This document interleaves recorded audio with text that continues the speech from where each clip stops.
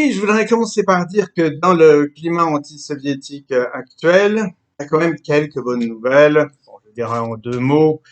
Par exemple, l'expo rouge de l'an dernier, bon, c'est déjà en 2019, il y avait déjà des facteurs d'optimisme. Pourquoi? Parce que finalement, le rapport à l'Union soviétique était assez mitigé, hein. Il y avait à la fois du contre, certains guides d'élèves, des professeurs qui faisaient faire le tour de l'exposition aux élèves disaient qu'il s'agissait là d'affiches de propagande, et d'autres qui disaient au contraire que cette exposition représentait des exemples caractérisés de l'idéalisme communiste.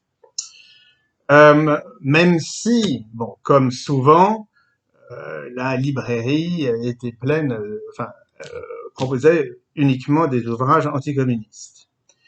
Euh, mais au moins, si vous voulez, la vision de l'URSS était moins caricaturale. Et récemment, on doit aussi se féliciter du fait que France 2, parmi d'autres chaînes, probablement a rendu hommage, encore heureux, à l'occasion de l'anniversaire de la libération d'Auschwitz, à l'armée rouge. Même si, bon, certains comme Arno Klarsfeld et Danny Cohn-Bendit ont trouvé le moyen d'attaquer l'URSS, Arno Klarsfeld en disant que le Parti communiste allemand ne s'était pas opposé à Hitler. Bon, on sait que c'est une contre-vérité. Et Danny Cohn-Bendit a trouvé moyen d'attaquer Staline, alors qu'on sait bien que Staline a eu un rôle majeur dans la victoire de l'Union soviétique sur le nazisme. Alors pourquoi est-ce que j'ai écrit ce livre? Évidemment, c'est parce que j'en avais assez de devoir répondre toutes les semaines aux attaques contre l'Union soviétique dans les médias, euh, aussi émanant aussi bien de journalistes, de politiques, d'auteurs, hein, comme Tesson, hein, qui n'a jamais mis les pieds en Union soviétique et trouve le moyen toujours d'attaquer l'URSS.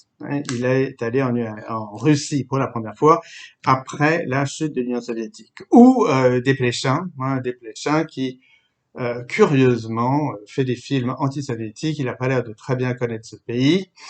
Euh, un de ces films récents m'a fait assez rire d'ailleurs parce que on y voit des lycéens français qui sont arrêtés par le KGB parce que ils n'ont pas participé, ils sont partis en voyage organisé avec leur classe et ils sont arrêtés par le KGB parce qu'ils n'ont pas participé à une des excursions. C'est-à-dire que moi personnellement, j'ai fait une dizaine de voyages organisés en Union soviétique et en tout cas à Moscou, je ne suis jamais allé à aucune excursion parce que j'avais un programme personnel.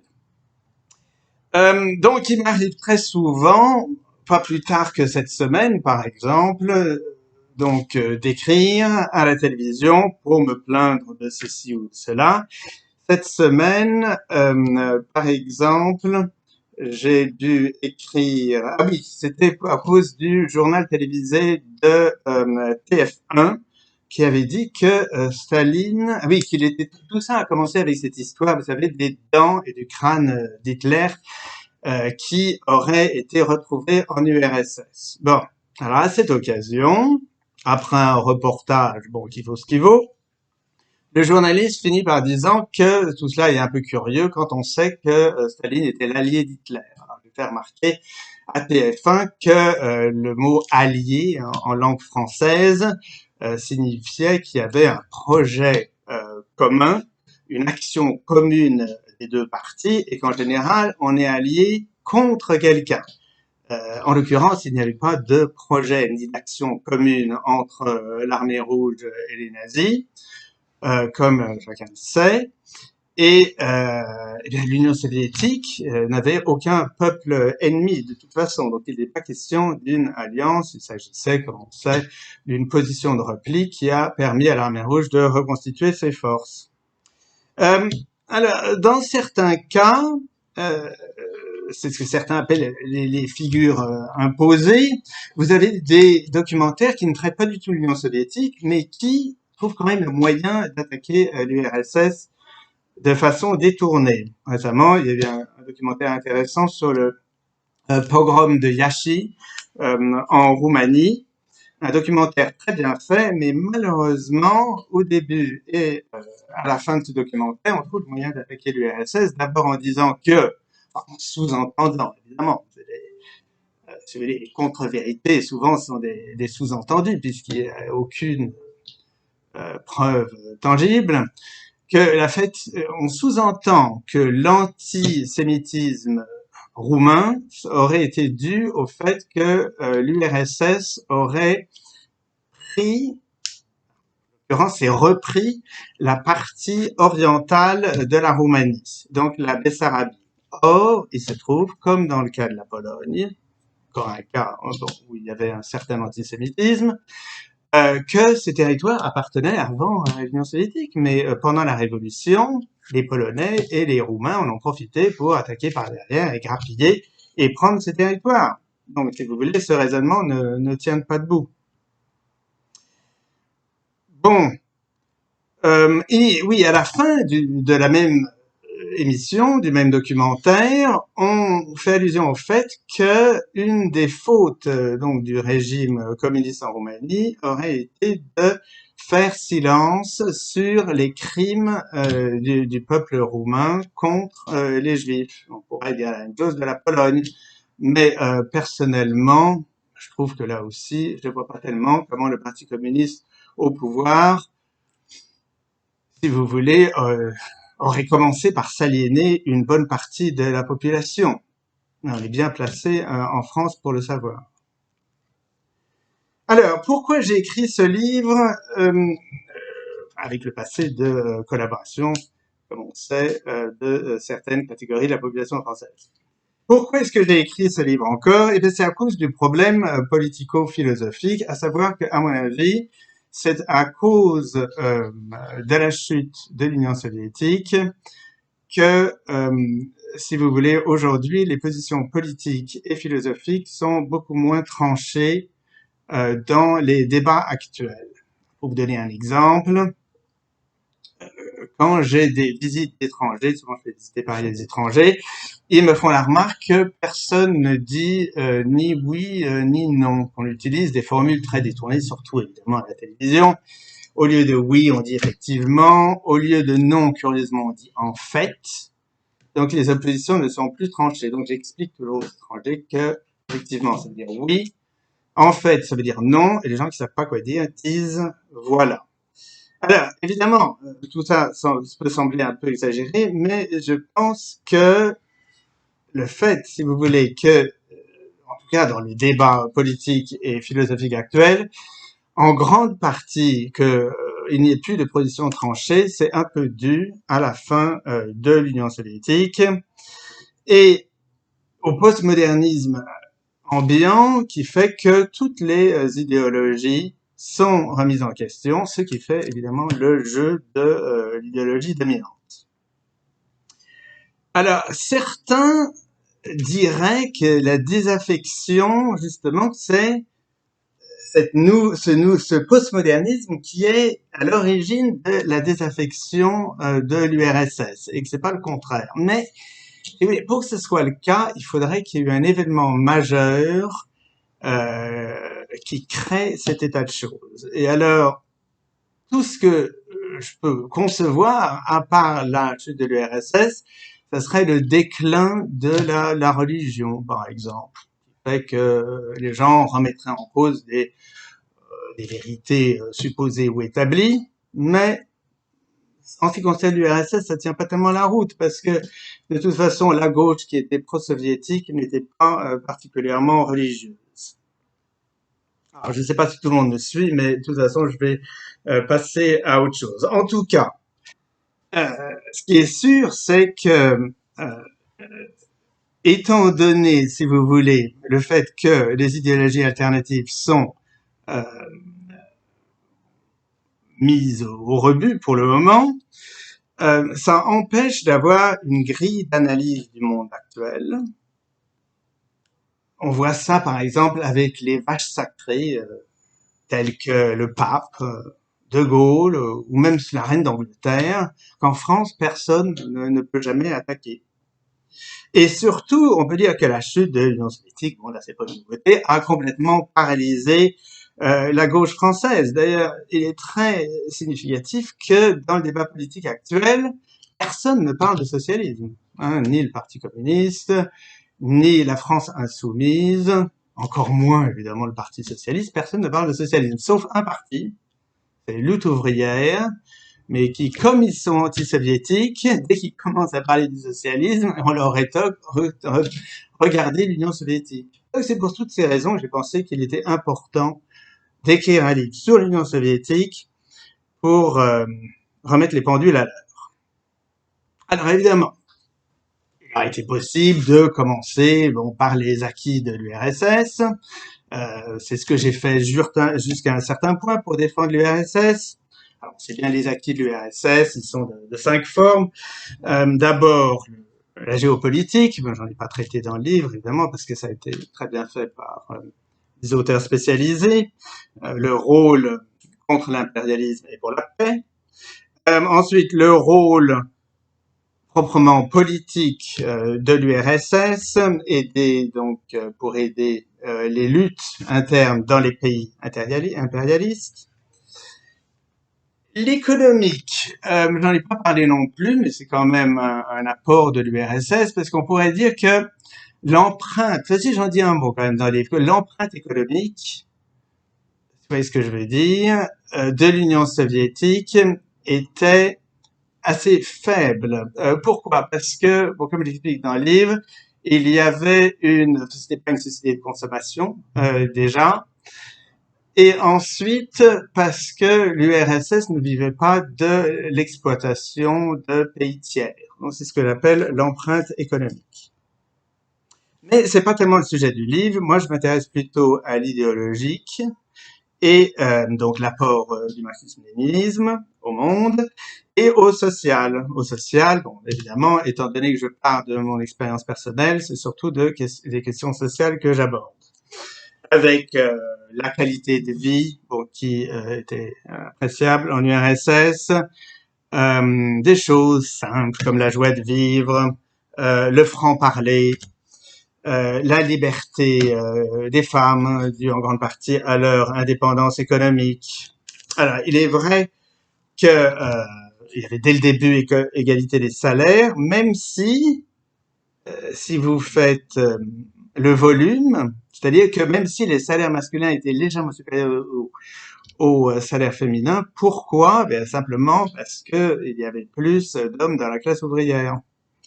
Et comme on sait, les professions manuelles étaient souvent mieux rémunérées que les professions intellectuelles, où les femmes étaient surreprésentées dans, par exemple, l'enseignement. Une chose intéressante, c'est que les couples étaient très équilibrés. En Union soviétique, souvent, justement, il y avait un homme qui exerçait une profession manuelle et une femme qui exerçait une profession intellectuelle. Même si les choses n'étaient pas si tranchées, en URSS, puisque les intellectuels étaient plus manuels et les manuels étaient plus cultivés, plus intellectuels. Donc les choses n'étaient pas si tranchées que cela. Oui, aussi un autre acquis considérable, c'était la vie culturelle intense que j'ai particulièrement appréciée. Moi, c'était sous Gorbatchev, surtout donc que j'ai habité 3 ans. J'ai écrit aussi, j'ai tenu à reprendre la parole aujourd'hui parce que j'ai l'impression que certaines choses n'ont pas été comprises dans le livre. Par exemple, j'insiste que j'ai bien aimé toutes les périodes de l'Union soviétique que je connais. Moi, j'habitais sous Gorbatchev et j'ai bien aimé la période Gorbatchev également. Mais je suis tout à fait d'accord, et c'est de cela qu'on va parler aujourd'hui, que les germes de la faim ont été plantés sous Gorbatchev. Alors, si vous voulez, au début, tout le monde avait été séduit par Gorbatchev. Et c'est pour ça que aujourd'hui, c'est l'homme politique qui est le plus détesté du RSS, plus même que Yeltsin. Pourquoi? Parce que la désaffection a été à la hauteur des espoirs. Alors ça, c'est une chose qui est intéressante. Il faudrait voir pourquoi parce que je me suis demandé si la perestroïka était vraiment nécessaire. Qu'est-ce que les gens cherchaient dans Gorbatchev et pourquoi est-ce qu'il a plu aux gens dès le début? Euh, alors, il y a plusieurs choses là-dedans que l'on va étudier. D'abord, le fait que les gens le voyaient comme le successeur d'Andropov. Donc, au début, il reprenait un peu le discours. Aussi, les gens trouvaient qu'il apportait un nouvel élan, si vous voulez, qui parlait beaucoup de la démocratisation du parti, comme Andropov. Euh, et aussi il insistait beaucoup sur la fin de la langue de bois. Donc, si vous voulez, comme j'explique un peu dans le livre, souvent, on était un peu dans tout est pour le mieux, dans le meilleur des mondes. Hein, ça explique certaines désillusions dont je traite dans le livre. Ah, voilà des choses qui sont un peu vagues, je suis d'accord, mais qui expliquent quand même pourquoi Gorbatchev eut un certain succès au début. Les gens étaient favorables à une perestroïka, mais en tout cas, ils se sont vite rendu compte que c'était pas celle que Gorbatchev a mis en œuvre. Euh, alors, étant donné que bon, j'ai parlé des acquis de l'Union soviétique et que pour moi, en ce qui me concernait, je trouvais que, en effet, les choses allaient très bien. Il m'était difficile de critiquer quoi que ce soit. Donc, ce que j'ai fait, ça a été ma démarche. Je suis parti des critiques existantes, donc de l'URSS. Alors, je vais pas en parler maintenant. Évidemment, les critiques sensées hein, qui venaient ou bien enfin de personnes acquises à l'URSS, à l'étranger qui avaient quand même certaines réserves, ou bien à certains dissidents sensés. Bon, il y a pas beaucoup. Il y a Zinoviev, bon Alexandre Zinoviev et les frères Medvedev. Bon, je suis parti de leurs critiques de l'intérieur de l'URSS pour voir un peu ce qu'il en était. Je ne vais pas en parler maintenant puisque tout cela est dans le livre et je crois, j'ai essayé d'y répondre point par point. Aujourd'hui, donc, je vais essayer d'élever le débat et de clarifier certaines choses, de tirer certaines conclusions et de clarifier certaines choses qui peut-être n'ont pas été comprises dans le livre. Alors, le livre a été très bien reçu dans l'ex-URSS, ce qui m'a fait très plaisir puisque là, il y avait l'hypertexte, c'est-à-dire que si j'ai oublié des choses dans le livre, elles étaient déjà connues des ex-soviétiques. Mais en général, bon, les personnes à qui donc j'ai envoyé le livre ou d'autres qui l'auraient lu l'ont bien apprécié.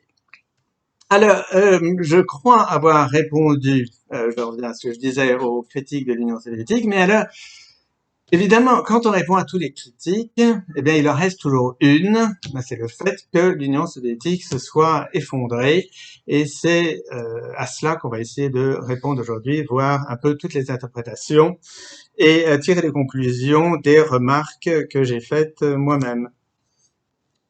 Alors, si on considère une par une les raisons qui sont souvent invoquées pour la chute de l'Union soviétique, la première, le contexte international. Le contexte international, certaines personnes disent que la chute de l'Union soviétique serait due à l'encerclement capitaliste, le contexte international, mais finalement, moi je vois rien de nouveau. Alors certains parlent que l'URSS a été victime du rollback, mais le rollback, je suis désolé, il y en avait déjà eu. Vous savez que les phases de la politique américaine sont caractérisées par le containment du président Truman et ensuite par exemple le rollback de Eisenhower, mais là il y avait rien de nouveau. Même si ces appellations, bon c'est des choses qui font très plaisir aux politologues, parce que quand même Truman, la bombe atomique comme containment, on peut trouver mieux. Bon. Alors il est vrai que Reagan et Thatcher ont été plus offensifs, mais à mon sens, ils n'auraient rien pu faire s'ils n'avaient pas été aidés par quelqu'un de l'intérieur, à savoir Gorbatchev et surtout Yeltsin. Donc, si vous voulez, le contexte international à lui seul ne suffit pas pour expliquer la chute de l'Union soviétique. L'Union soviétique n'avait jamais été aussi forte que dans les années dont il est question, 1989, 1991. Alors, certains disent que l'URSS était plombée par la course aux armements. Oui et non. Alors, c'est vrai que ça avait toujours que c'était un facteur négatif pour l'URSS, alors que c'est un facteur qui est plutôt positif pour les économies capitalistes avec le complexe militaro-industriel. Mais si vous voulez, d'un côté, à mon avis, l'URSS était justifiée en poursuivant la course aux armements. Pourquoi? Parce que quand il y avait des discussions bilatérales, c'était ce qu'on appelle tit for tat, c'est-à-dire on enlève une ogive aux Américains, on enlève une ogive aux Américains, aux Soviétiques. Donc il fallait une base commune de discussion, ce qui fait que l'Union soviétique était obligée de suivre.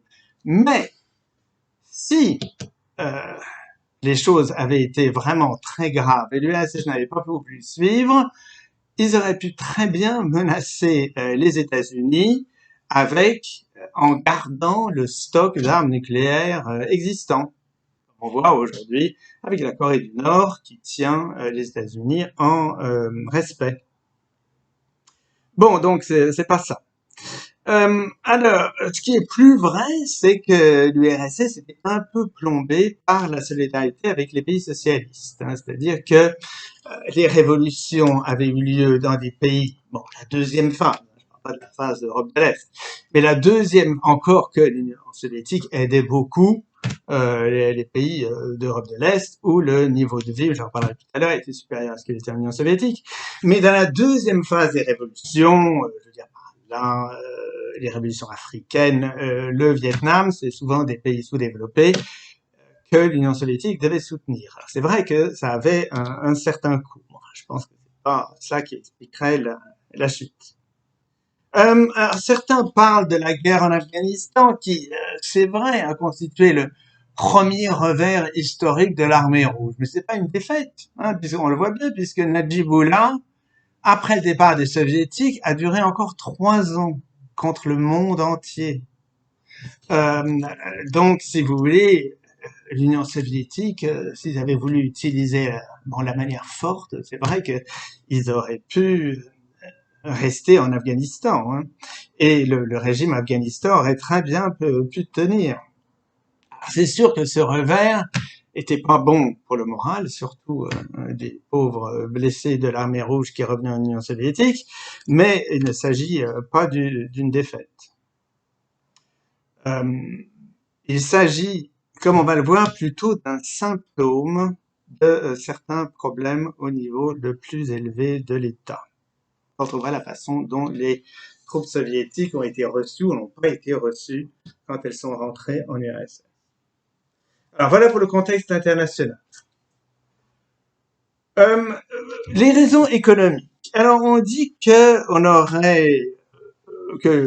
bon, l'Union soviétique, si vous voulez, aurait pris le parti de la perestroïka et le changement de direction économique, étant donné l'état de délabrement de l'économie. Non, non, non, non.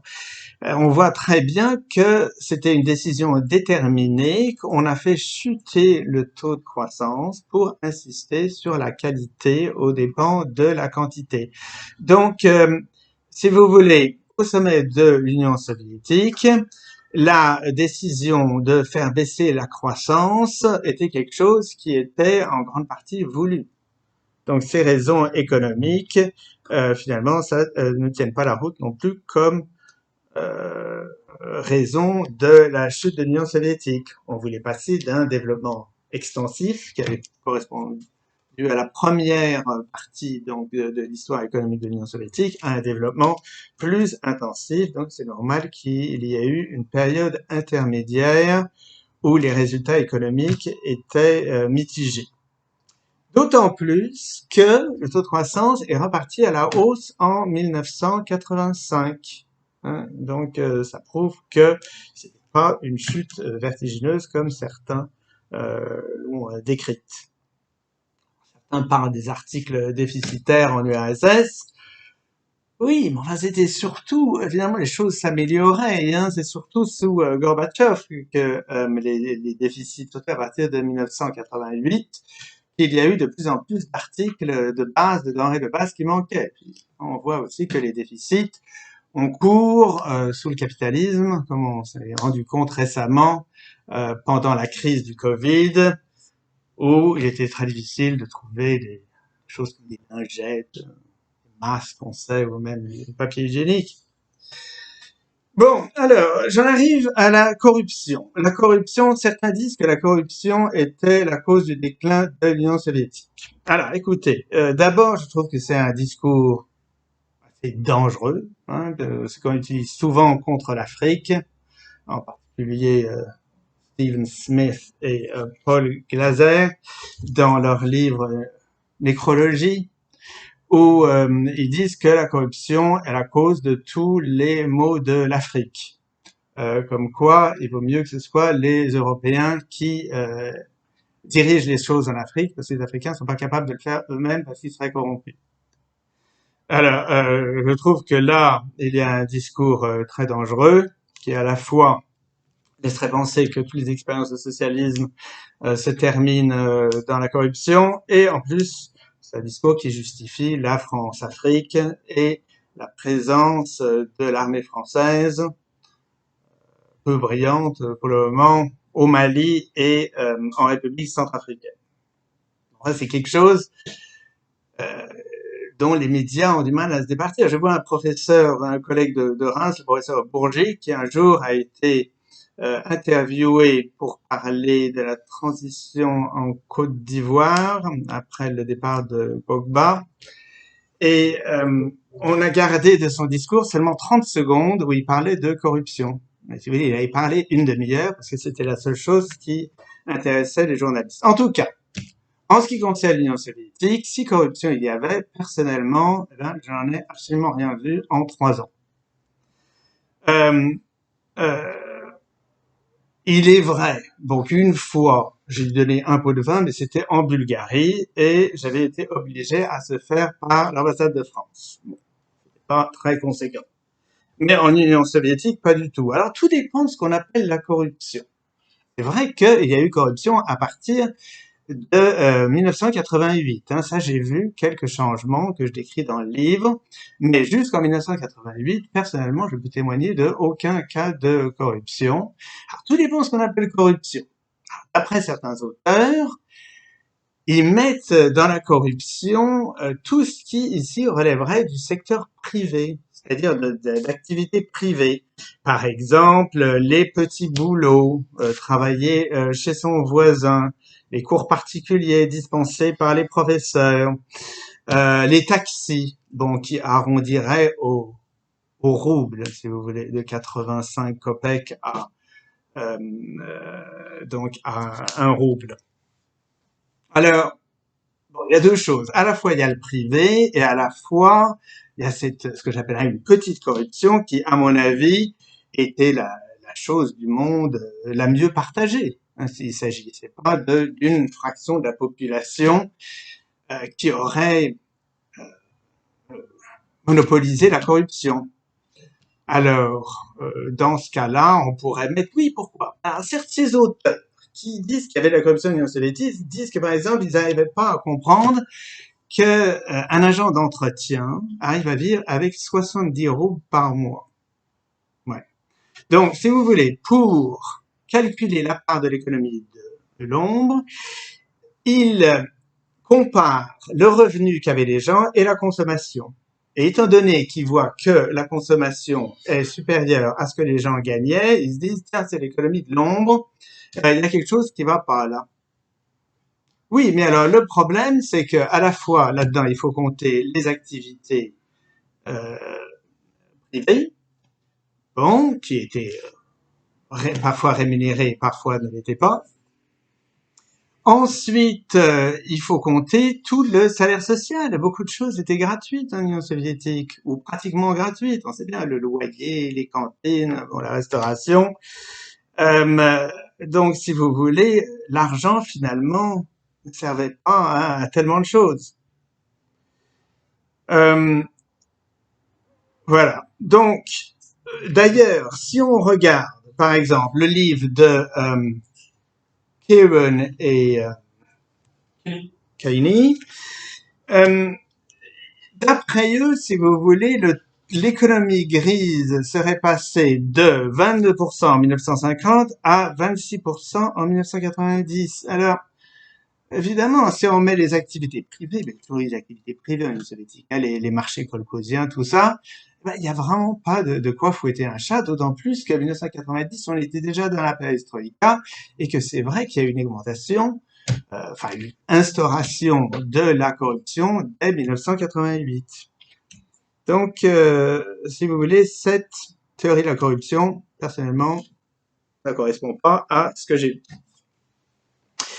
Alors, je dis pas qu'il n'y avait aucune corruption au sommet. On sait bien que Andropov s'est fait tirer dessus par la veuve, sa voisine du dessous, la veuve du ministre de l'Intérieur de Brejnev, Andropov avait accusé la famille Brejnev de corruption. Alors c'est possible qu'au tout sommet de l'État, évidemment, ça j'ai pas pu me rendre compte, qu'il y ait eu un peu de corruption. Et c'est vrai qu'il y a eu des hauts et des bas.